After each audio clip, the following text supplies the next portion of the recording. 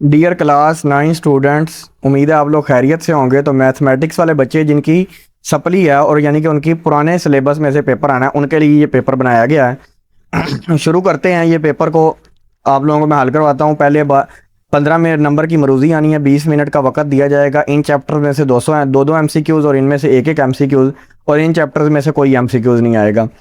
The order of matrix M is equal to 1 2 3 और 1 0 2। तो 2/3 क्यों करेक्ट होगा? क्योंकि इसके अंदर 2 रोज हैं और 3 कॉलम है। इस तरह को कॉलम होते हैं और इस तरह को रोज होती हैं।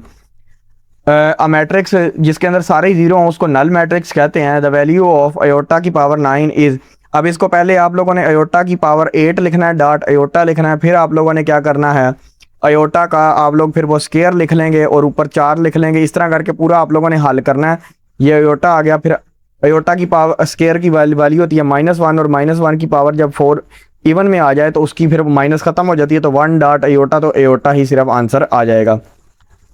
Conjugate of 5 + 4 iota. तो कॉन्जुगेट निकालने के लिए आप लोगों ने क्या करना है, ये जो अयोटा के साथ वैल्यू होती है यानी कि साइन होता है वो चेंज कर देते हैं, 5 माइनस अयोटा हो जाएगा। According to the laws of logarithm log a + log b is equal to, तो जो प्लस होती है वो लॉग के अंदर मल्टीप्लाई में चेंज हो जाती है। The degree of polynomial 4x की पावर 4 + 2x² + y इज, तो ये 4 होगी। आगे the algebraic formula for a cube + b cube. तो a क्यूब + b क्यूब का फार्मूला होता है a + b × a² a - ab + b²। आगे which of the following is a factor of the expression x² - 5x + 3 + 6। तो इसका answer होगा इसकी, यानी कि पूरी फैक्टराइजेशन करनी है, इसको इधर मल्टीप्लाई करना है। यहाँ पे 1 होता है तो 6 1 जार 6 होता है। अब कोई ऐसा पढ़ा पढ़ना है जिसको प्लस माइनस करें तो यहाँ पे 5 भी आता हो और मल्टीप्लाई करने से 2 भी आए। तो ये 3 और 2 को करें तो वो 3 2 और फिर ये x - 3, यानी कि इसकी सारी पूरी फैक्टर बनाने होते हैं। आगे HCF, आगे HCF common factor a² - b² × a³ - b³। तो इन दोनों का a - b हो जाएगा। ये वैसे ही बड़ा मशहूर है, डायरेक्ट कर लेना है आपने। HCF x - 2 और x² + x + -6 का x² + x ये सॉरी ये वाला नहीं होगा, ये वाला होगा x - 2 वाला।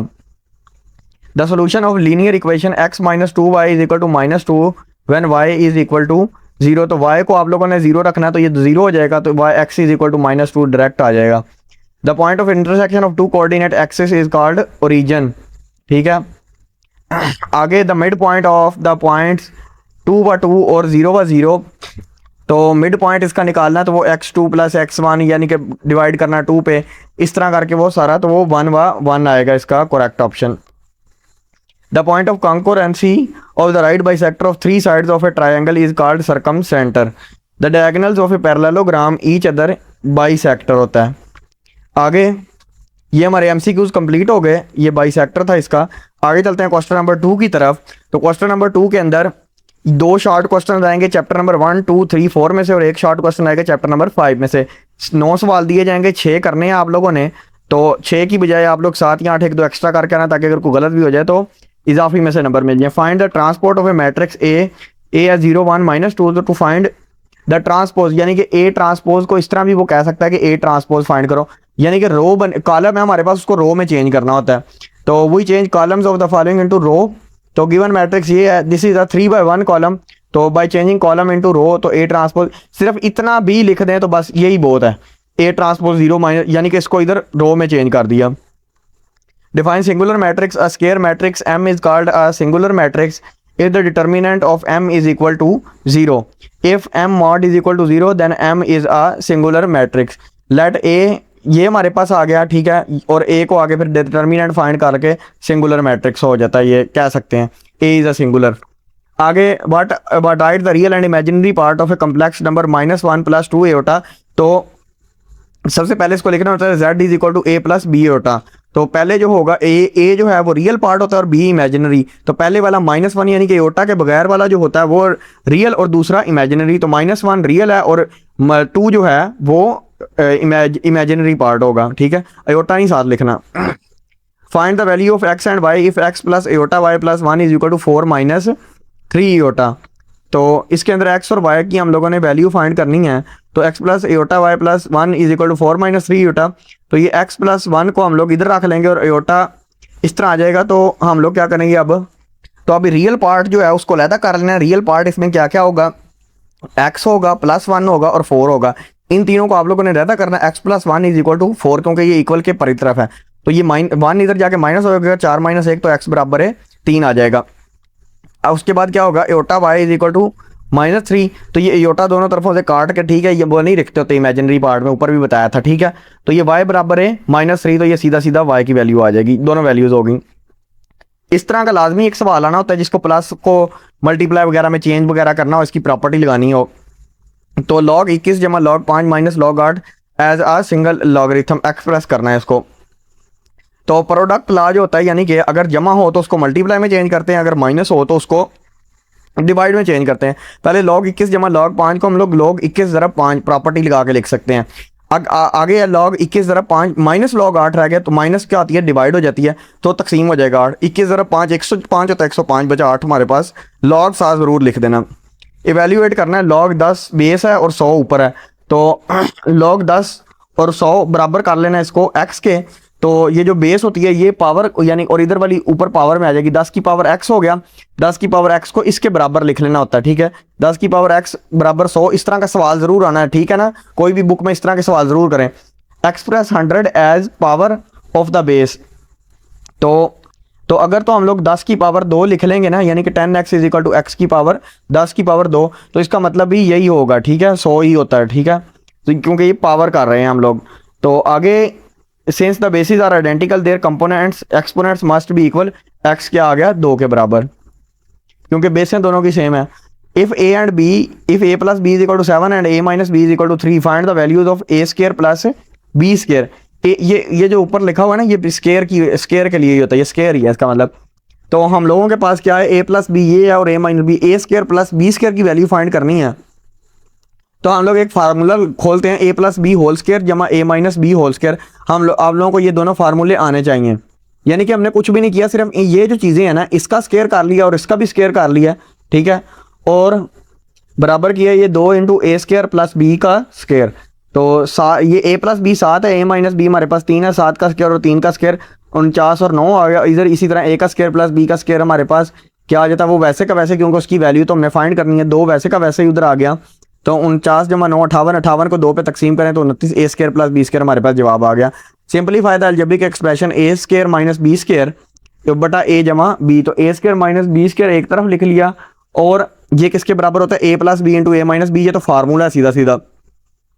इसको हम लोगों ने a + b × a - b, हमारे पास नीचे क्या है a जमा b, तो ये a + b काट देगा तो a - b जवाब आ जाएगा। आगे फैक्टराइज करना है एक्सप्रेशन को, x² - 5x + 6, पहले इसको इधर मल्टीप्लाई करना है, x के साथ कोई चीज़ नहीं है मतलब 1 है, तो 6 को मल्टीप्लाई जब हमने किया तो हमारे पास 6 ही आंसर है। आपको ऐसा इन सब 2 नंबर लिखने हैं जिनको मल्टीप्लाई करें तो हमारे पास जवाब है +6, और प्लस या माइनस करना है तो उन दोनों का आंसर है -5, जो यहाँ पे चीज़ होती है, और साइन भी साथ।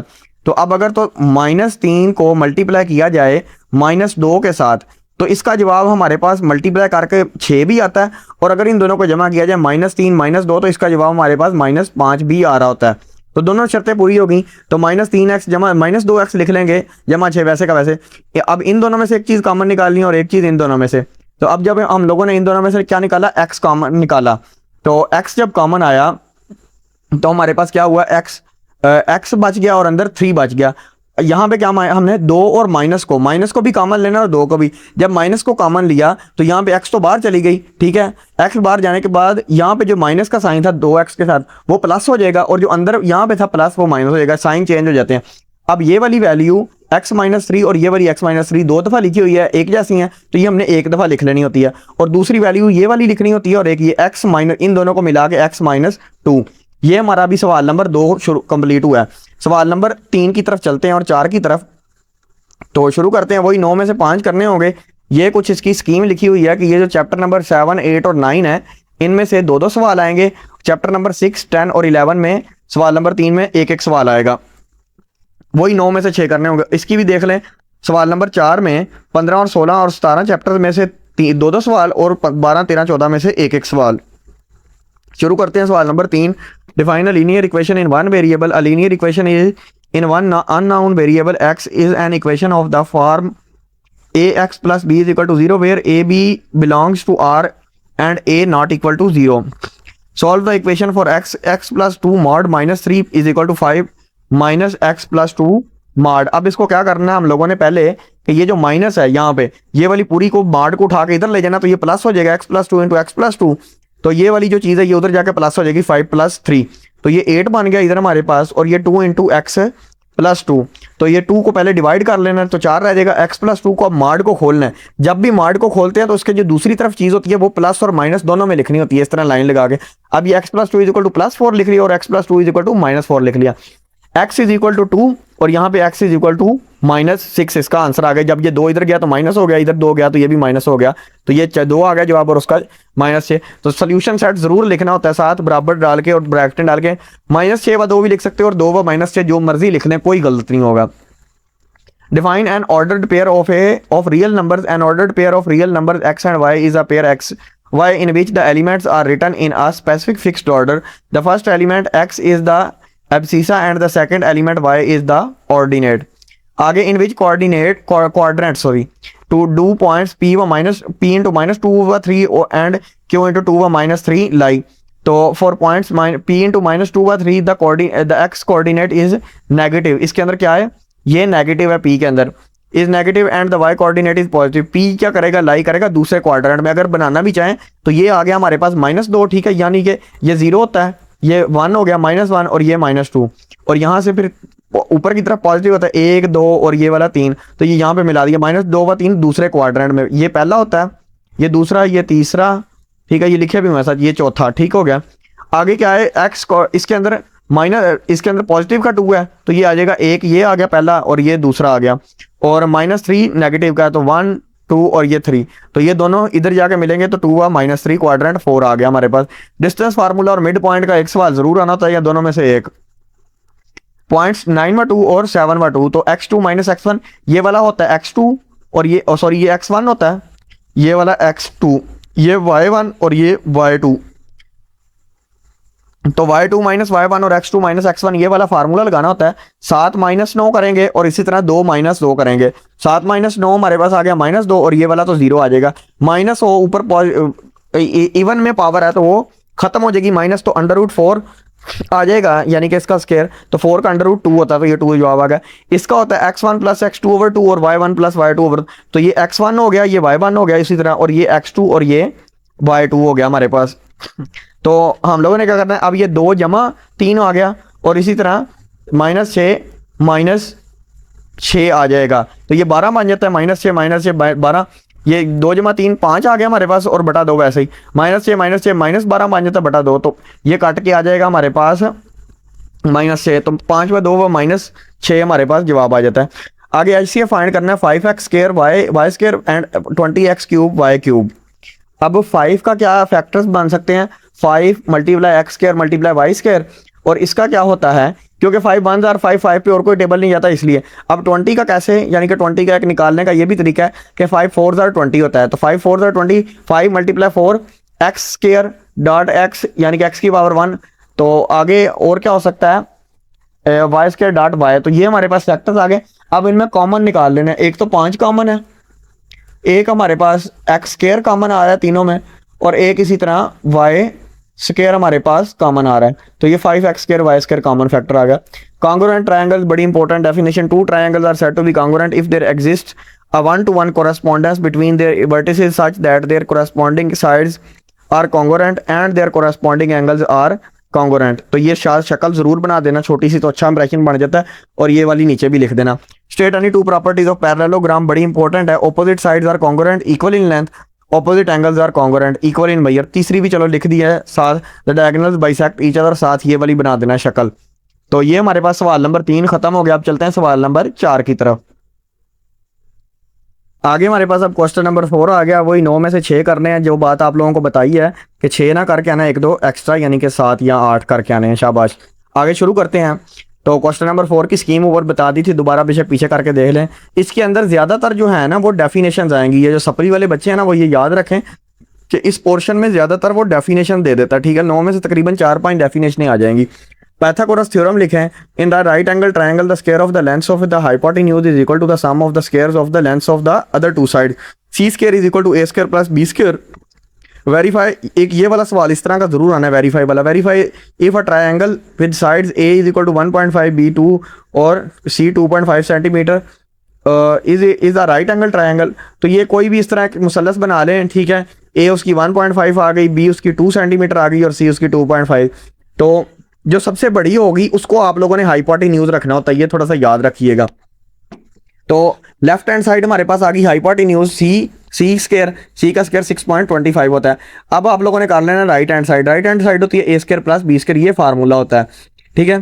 तो या वो हाइपोटेन्यूज वाले का square over is equal to base का स्क्वायर प्लस है एल्टीट्यूड या परपेंडिकुलर वाला स्क्वायर, वो वाला भी फार्मूला लिख सकते हैं। 1.5 का स्क्वायर प्लस 2 का स्क्वायर तो 4 प्लस 225 6.25, यानी कि दोनों जो हैं वो बराबर जवाब आ रहे हैं, मतलब ये इसका जवाब ठीक है, ये राइट एंगल ट्रायंगल है। Area, define area of a figure, the region enclosed by the bounding lines of a closed figure is called the area of the figure. It is expressed in square unit, centimetre square या metre square में इसको किया जाता है। State the theorem regarding triangles on the same base of the same line. Triangles on the same base and the same altitude or lying between the same parallel lines are equal in area. Anatomy of theorem, यानी कि ये वाली थोड़ी सी शक्ल साथ बना देनी है, ठीक है, और ये नीचे लिख देना। Define in center of a triangle the point of concurrency of the internal bisectors of the angles of a triangle is called its incenter, ये साथ बना देना थोड़ा सा रफ सा। Define the centroid of a circle, the point where the three medians of a triangle intersect is called centroid of the triangle, ये साथ शक्ल भी थोड़ी सी बना देना। Define bisector of a angle, a ray that divides an angle into 2 equal parts is called the bisector of the angle. तो O ए ओ सी और ओ बी, ये वाले सारे लिख के शक्ल बना देनी है आपने। What is the relationship between the sum of the lengths of any two sides of a triangle and the third side? The sum of the lengths of any two sides of a triangle is always greater than the lengths of the third side. A plus B greater than हमेशा होगी C से, ये शक्ल बना देनी है। Ratio proportion बड़ी important definition है। Ratio is a comparison of two alike quantities and A and B where B not equal to 0. It is expressed as A ratio B or A bata B. The elements must be expressed in the same units. Proportion is defined as the equality of two ratios. If A ratio B is equal to C ratio D and then A, B, C and D are said to be in proportion. तो extreme जो होती है वो ए और B, यानी कि पहली और चौथी को और दूसरी और तीसरी को मीन कह देते हैं। ये एमसीक्यूज में भी आनी है, बड़ी ही इंपॉर्टेंट होती है। तो ये हमारे पास अब हो गया सवाल नंबर 4 पूरा। अब हम लोग चल रहे हैं लॉन्ग क्वेश्चंस की तरफ। लॉन्ग क्वेश्चंस की तरफ चल रहे हैं तो ये उसकी स्कीम कुछ होती है कि सवाल नंबर 5, 6, 7, 8 दिए होते हैं, 4 सवाल ए और बी पार्ट होता है। इनकी ये स्कीम नीचे लिखी हुई है कौन कौन से चैप्टर्स में से आने हैं। उसके अलावा एक बात और ज़रूरी है कि इन 4 में से आप लोगों ने 2 करने होते हैं। उसके बाद होता है सवाल नंबर 9, इसके अंदर भी ए पार्ट भी होता है और बी, इसके अंदर ए पार्ट नहीं होता, सॉरी, इसके अंदर या होता है, यानी कि या थ्योरम होता है। थ्योरम जरूर करना है। अगर आप लोग इसमें से 3 सवाल कर देंगे ना ये वाले, तो इसमें से आपको 2 के ही नंबर मिल रहे। इसके 8 नंबर अलहदा होते हैं। इसके आप लोगों ने 12वें या 16वें चैप्टर में से किसी एक का थ्योरम लिखना ही लिखना है, शक्ल भी साथ बनानी है। शक्ल नहीं बनाएंगे तो सवाल गलत। शुरू कर रहे हैं, ये पहले चैप्टर में से आना है 5वें का A part. Solve the following system of linear equation using matrix inversion method. तो इन्वर्जन मेथड भी आ सकता है और क्रैमर रूल, दोनों ही आ सकते हैं। तो ए हमारे पास आ गया, इसके हमने ये ए है और ये बी वाले, ये ए के हैं 2 व -2, ठीक है, ये वाले लिखने होते हैं एक्स और वाई के। और बी की क्या है 3 व 2, ये आ गए। आगे हम लोगों ने बराबर लिख एक्स बराबर लिख के एक्स व वाई लिखना है, ठीक है, क्योंकि एक्स और वाई थे। अगर ए बी होते तो ए बी लिख लेना था। तो बी हमारे पास क्या आ गया, बी लिखने होते हैं ये जो ब्रैकेट के इस तरफ होते हैं 4 व 6।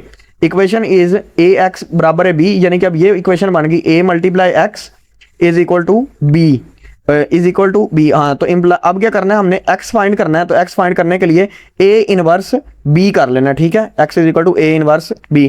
अब डिटर्मिनेंट फाइंड करना है a का डिटर्मिनेंट फाइंड कैसे करेंगे हम लोग, के पहले इन दोनों को मल्टीप्लाई करेंगे 2 ज़रब 2, ठीक है, फिर दरमियान में माइनस लिखेंगे, फिर इन दोनों को मल्टीप्लाई करेंगे -2 साइन साथ जरूर लिखना है वो वाला, और 7 3। अब बराबर डालेंगे 2 व 2 4 हो गया, और 2 व 3 6 होता है, और माइनस मल्टीप्लाई होकर प्लस हो गया। 4 × 6 10 आ गया हमारे पास। Since A mod is not 0 solution exist, यानी कि अगर यहाँ पे 0 आ जाता तो इसका सोल्यूशन नहीं था मिलना, एग्जिस्ट नहीं था करना, यहीं पे खत्म हो जाता, लेकिन 0 नहीं है इसलिए एग्जिस्ट करता है। अब क्या करना है आप लोगों ने, एडजॉइंट निकालना है। एडजॉइंट कैसे निकालेंगे, एडजॉइंट ए होता है 2 2 2 2 माइनस, एडजॉइंट के लिए इन दोनों की बस जो जगह है वो चेंज कर देनी होती है, और इनकी भी। आगे चलते हैं, इन दोनों की जब जगह चेंज की, बाकी तो वो 2 2 सेम ही हैं।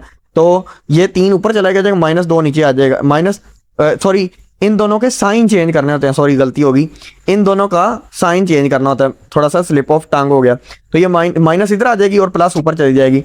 तो अब क्या करना है, हमने ए इनवर्स निकालना है। ए इनवर्स कैसे निकाला जाता है कि ये जो आप लोगों का ये वाला लिखी हुई थी, ये वाला जो एडजॉइंट निकाला है, एडजॉइंट के नीचे आप लोगों ने ये जो डिटर्मिनेंट का जवाब आया था, ए इनवर्स निकालने का क्या फार्मूला होता है, मैं यहाँ पे लिख ही देता हूँ। A inverse is equal to A over A mod का जो जवाब आया था, यानी कि डिटर्मिनेंट ए के वैसे ही, सॉरी एडजॉइंट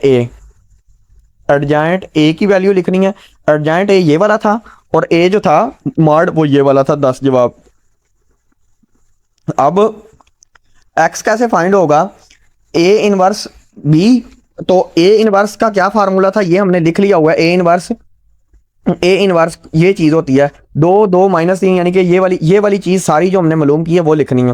फिर क्या लिखना है आप लोगों ने, साथ b लिख देना है। b हमारे पास क्या है, 4 व 6।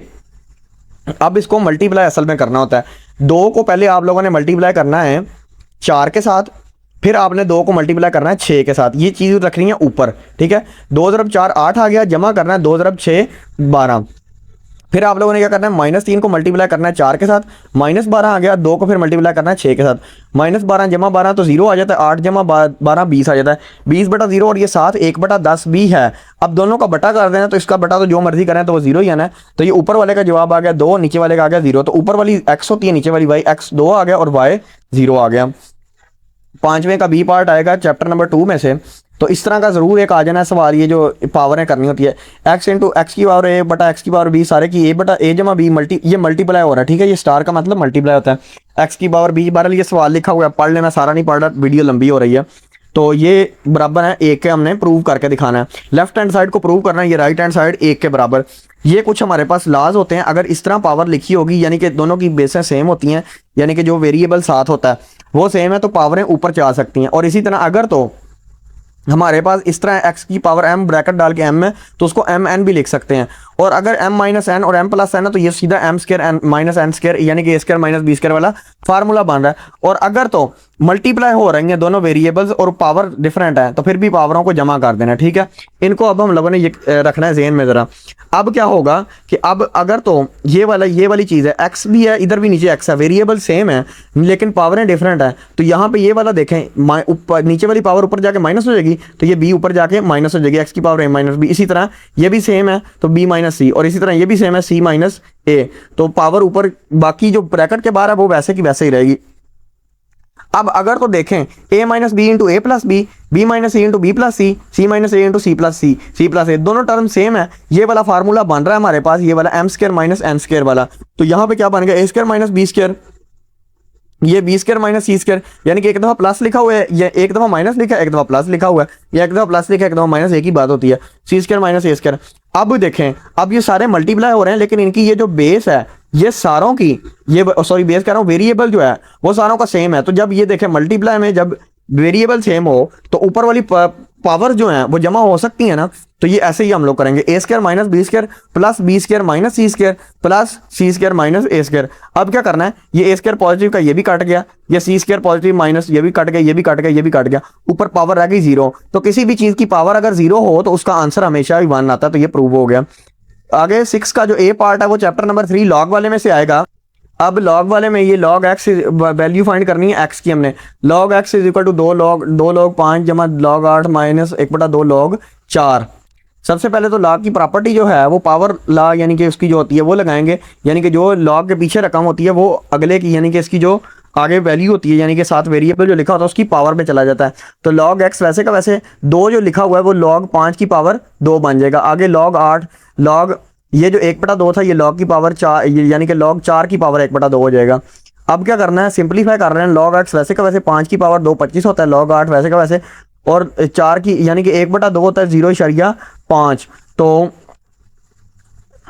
तो इसको सॉल्व करने के लिए अगर तो हम लोग इस तरह लिखें ना, ये वाली चीज़ को, ये 4 जो है वो 2 की पावर 2 भी लिख सकते हैं, इसका जवाब वही है। और साथ जो बाहर उसके 1/2 है वो मल्टीप्लाई हो रही है, तो ये इस तरह करके कट गई, तो पीछे 2 की पावर 1 वो 1 लिखें या ना लिखें वो एक ही बात आ जाती है, ठीक है। यहाँ ये भी तरीका कार ठीक है कि 4 की पावर 1/2, तो अंडर रूट ले लें, यानी कि इसका अंडर, ये वाला वैसे थोड़ा कम्प्लेक्स है, ये वाला स्टेप समझ नहीं आना बच्चों को, इस तरह कर सकते हैं। अब क्या करना है, प्रोडक्ट एंड कोशेंट ला लगा देना है इनका। ये साथ लिखें या ना लिखें, स्टेप 3 ये सीधा सीधा भी कर लें, क्योंकि वो इतना टीचर्स नहीं बहस में जाते, सीधा सीधा बच्चों को करवाते हैं। सबसे पहले क्या करना है कि आप लोगों ने ये जो प्लस है इसको मल्टीप्लाई में चेंज कर देना है, और ये जो माइनस होती है ये डिवाइड में चली जाती है। तो log x is equal to log, एक दफ़ा फिर लिखना, सारे लॉग खत्म हो जाते हैं। 25 ज़रब 8 बटा 2, 25 ज़रब 8 किया तो हमारे पास जवाब आ गया 200, और बटा 2 वैसे का वैसे, ये मल्टी काटा तो ये 100 बन गया। ये हमारे पास अब आ गया 100, यानी कि सिर्फ answer 100, log x is equal to log 100, तो दोनों तरह से लॉग काट के तो ये एक्स इज इक्वल टू 100 हमारे पास जवाब आ गया। m plus n plus p 10 है, m n plus n p plus m p बराबर 27 के, find values of m square plus n square plus p square. तो m जमा एन प्लस पी, ये सारा गिवन डाटा हमारे पास आ गया। M square plus n square plus p square हमने फाइंड करना है। तो m plus n plus p square का फार्मूला, हमने होल स्केयर का फार्मूला खोलना है सबसे पहले अपनी तरफ से, ठीक है। तो ये हमारे पास आ गया m square plus n square plus p square plus 2m m n n p और पी एन, यानी कि एम पी या पी एम लिख लो, एक ही बात होती है। तो ये सारी चीज़ जो है m plus n plus p हमारे पास 10 है, ये 10 लिख लेंगे, 10 के ऊपर जो स्केयर है वो वाला वैसे का वैसे, m square plus n square plus p square ये हमने फाइंड करनी है, ये वाली वैसे की वैसे रह जाएंगे। M n plus n p plus m p जो है वो हमारे पास 27 है, यहाँ पे 27 लिख लेंगे, साथ 2 आ जाएगा, 2 ज़रब 27 54 बन गया। 54 जो है वो वहाँ जाके दूसरी साइड पे वो माइनस हो जाएगा, यानी कि ये असल में इधर को है 100 माइनस 54 46, तो m square plus n square plus p square 46 जवाब आ गया। सातवें का ए पार्ट फैक्टराइजेशन में से आएगा 3x square minus 4k x is minus 4k x, then find the values of k। तो पहले लिख लेना है p x is equal to हमारे पास 3x square minus 4k x minus 4k square, since x plus 2 is the factor of factor theorem the remainder p minus 2 must equal to 0। तो ये वाले सवाल वैसे इतने बच्चे करते नहीं है, बार मैं करवा रहा हूँ। तो p माइनस एक्स की जगह माइनस 2 पुट करें, p माइनस 2 पेंट यानी कि माइनस 2 पुट कर रहे हैं, तो ये सारों में x की जगह माइनस 2 पुट किया, तो ये हमारे पास आ गया 12 जमा 8k माइनस 4k स्क्वायर। अब क्या करना है, सारों को 4 के साथ डिवाइड कर दें, माइनस 4 के साथ, क्योंकि ये k स्क्वायर के साथ माइनस है। माइनस खत्म करने के लिए जब 4 के साथ डिवाइड किया तो यहाँ पे 2k, यहाँ पे और यहाँ पे क्या आ गया 3 आ गया, ठीक है। k square minus 2k minus 3। अब इसको कर लें आप लोग सिंपलीफाई या क्वाड्रेटिक के जरिए, तो ये इधर आके हमारे पास बन जाता है -3 हमने लाना है यहाँ पे, तो -3 व जमा 1, ये हमारी तजज़ी बन जाएगी -3 और +1। तो क्या बन गया हमारे पास k, यहाँ पे k कॉमन आ गया और यहाँ पे 1 कॉमन आ गया, तो k माइनस 3 k प्लस 1, तो ये k इज इक्वल टू 3, यानी कि k को बराबर कर देना है 3 के। इसी तरह लाइन लगा कि k इज इक्वल टू -1।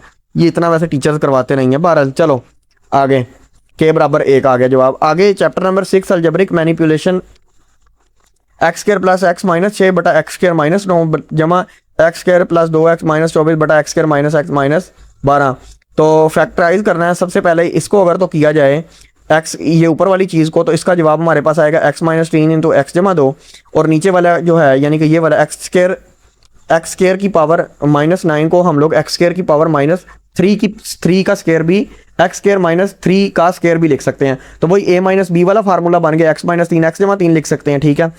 आगे हमारे पास ये वाली चीज़ आ गई एक्स स्क्वायर जमा 2x माइनस 24, इसकी जब तजज़ी की तो ये हमारे पास x जमा 6 एक्स माइनस 4 आ गया। और इस पर मैं इतना ज़्यादा तवज्जो नहीं दे रहा क्योंकि ये मुश्किल होते हैं, बच्चे करते नहीं हैं, बहरहाल मैं सरसरी सा करवा रहा हूँ जल्दी जल्दी। नीचे वाले की जब करेंगे तो ये आ जाएगी एक्स स्क्वायर, ये वाली सारी -4 व 3 फैक्टर बनाए तो x माइनस 4 और x जमा 3। तो अब इन सारों को ऊपर, इसको ऊपर नीचे रख के रखें, फिर इसको ऊपर नीचे रखें। जब इसको रखा तो ये कट गया, ये कट गया, और -4 एक्स जमा 2 बटा एक्स जमा 3 और एक्स जमा 6 बटा एक्स जमा 3 आ गया। अब ये दोनों का डिनोमिनेटर सेम है, एक्स जमा 3 नीचे आ जाएगा, एक्स जमा 2 जमा एक्स जमा 6 आ गया, तो ये एक्स जमा एक्स हमारे पास 2x आ गया, और जमा 2 जमा 6 8 आ गया। तो ये हमारे पास आ गया 2 जमा 2, इसमें कॉमन फिर निकालें 2 इंटू एक्स जमा 4 बटा एक्स जमा 3, तो ये जवाब आ गया। आगे 8वें का जो ए पार्ट है ये बड़ा इंपॉर्टेंट है, लीनियर इक्वेशन में से आता है। एक्स की वैल्यू फाइंड करनी है हमने कि मॉड 3x माइनस 5 बराबर है 4 हमारे पास आ गया। तो जब भी मैंने कहा था मॉड आएगा उसके जो ऊपरली तरफ इक्वल के दूसरी तरफ होगा उसको जमा मनफी लिख लेना, जमा मनफी 4 लिखेंगे हम लोग। तो लेफ्ट वाले को हमने चलो पॉजिटिव लिख लिया, 3x माइनस 5 बराबर है 4, 3x बराबर है 9, x बराबर है 3 आ गया जवाब। और इस तरह 3x माइनस 5 बराबर है -4, 3x बराबर है 1 आ गया 3, यानी कि हमारे पास ये इधर जाके जमा हो गए 5 जमा हो जाएगा, तो 1/3 x बराबर है 1/3। फॉर x बराबर है 3 इंटू 3, अब ये वाली में रखना है हमने सारा कुछ, ठीक है। x बराबर है 3 के लिए 3 9 बन जाएगा, 9 माइनस 5 हमारे पास आ गया 4, तो 4 हमारे पास सही जवाब आ गया, ठीक है। आगे यानी कि 4 ही आना चाहिए था क्योंकि 4 है बराबर में। आगे 1/3 रखना एक्स की जगह इसी में, तो 1 इंटू 1/3 तो ये काट जाएगा 3 से, 1 - 4 1 - 5 सॉरी आ जाएगा 1 - 5 हमारे पास आता है -4, तो -4 मॉड में हमेशा जो भी कोई चीज़ माइनस होती है वो प्लस हो जाती है, तो माइनस खत्म हो गया प्लस, तो ये भी हमारे पास ठीक है। आगे अगला सवाल आएगा प्रैक्टिकल ज्योमेट्री में से जो हमारे पास मशक होती है, एक मैं बताता हूँ। तो ये वाली जो मशक है ना 17.2, इसमें से एक जो है ना 4 नंबर का ये जो बी पार्ट होता है इसका, ये ज़रूर आना ही आना होता है 8वें का बी पार्ट। अब ये देखें ये क्या आया है, उसने क्या किया है, इसने 17.1 में से दे दिया। वैसे 17.1 में से आने का बहुत कम चांस होता है। ये वाले जो सवाल हैं ये आने बहुत ज़रूरी होते हैं, 1 2 3 बस 3 चौथा भी है।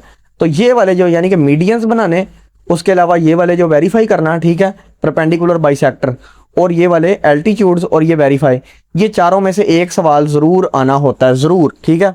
ये वाले कर लें। तो अब इसने चलो कंस्ट्रक्ट करने के लिए दे दिया इसने, मेरा ख्याल है 17 तकरीबन 5 में से ये दिया इसने ये वाला। तो ये इतना वैसे इंपॉर्टेंट कोई नहीं है मेरे लिहाज से, ठीक है, ना ही इसमें से इतना कभी आया, इतना मुश्किल नहीं वो देता। वो 90% चांस है 17.2 में से आने का, जो मैंने बता दिया। बहरहाल वो कह रहा है एक ट्रायंगल बनाएं जिसकी बेस जो है वो 3.5 सेंटीमीटर हो and other 2 sides equal to 3.4 centimetre, यानी कि दूसरी जो साइड है एक वो 3.4 और एक जो हो वो 3, transform into a square of equal area. तो ये सारा तरीकाकार इसका स्टेप्स लिखे हुए हैं, ये यहाँ से देख के प्रकार और डी वगैरह से बना सकते हैं आप लोग, नहीं तो यूट्यूब से कोई वीडियो देख के कंस्ट्रक्ट कर लें। लेकिन जो मैंने आप लोगों को बात कही है कि ये 17.2 जो है इसमें से लॉन्ग आना ही आना है। उसके बाद क्वेश्चन नंबर 9 जिस पे सारा पेपर डिपेंड करता है, वो बड़ा ही इंपॉर्टेंट है। तो जिनकी सप्लियाँ हैं उन्होंने ये 12वें चैप्टर के थ्योरम करने हैं, तो तभी उन्होंने पास होना है। 12वें चैप्टर के थ्योरम करेंगे तो वो आसान है, 16वें के बड़े मुश्किल होते हैं, वो ना किया करें, ना ही टीचर्स करवाते हैं।